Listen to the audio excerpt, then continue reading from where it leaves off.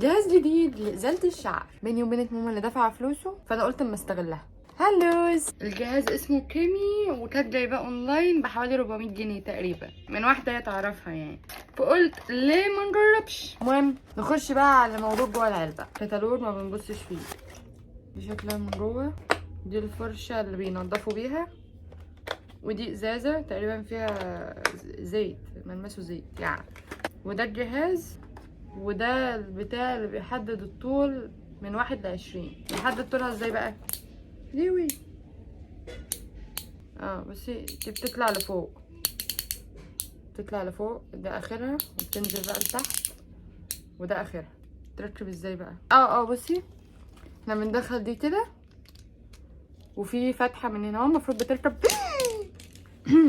ما هتنفخني. بتركب في دي، في حته كده. ايوه هي دي.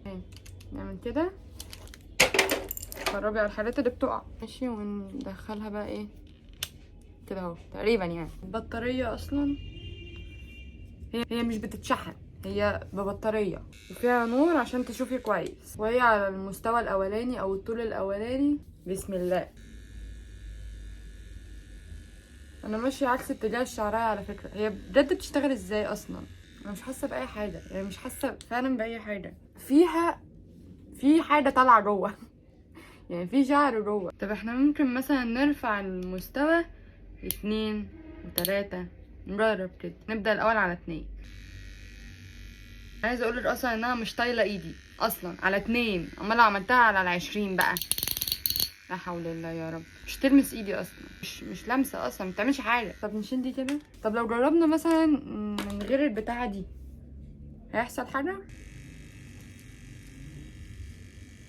ما انا خدت بالي منه ان لما بمشيها عكس الشعريه بتشيل، لكن في اتجاه الشعريه ما بتشيلش. انا كل ده مشغلاها على الناشف، انا ما حطيتش اي كريم او جل، بس هي لا ما شالتش حلو يعني. انا لو اعتبرتها زي الشيفنج، هي مش بتشتغل زي الشيفنج ومش بتشيل زي الشيفنج. على الاقل الشيفنج بتشيل الجلد الميت معاها، دي شالت جزء من سطح الشعرايه. طب نجرب مثلا نحط جل صبار، تزحلق الدنيا شويه، مش بتعمل صوت عالي، واعتقد ملهاش سعرات برضه يعني، هي سرعه واحده. استغفر الله العظيم، انت جهاز ممل. هي مش بتعور ومش بتوجع ومش بتشيل عدل. طب تفتكر هيحصل ايه لو احنا استخدمناها من غير ما نشغلها؟ مش بتشيل وتحس انها بتاخد الجلد معاها كده.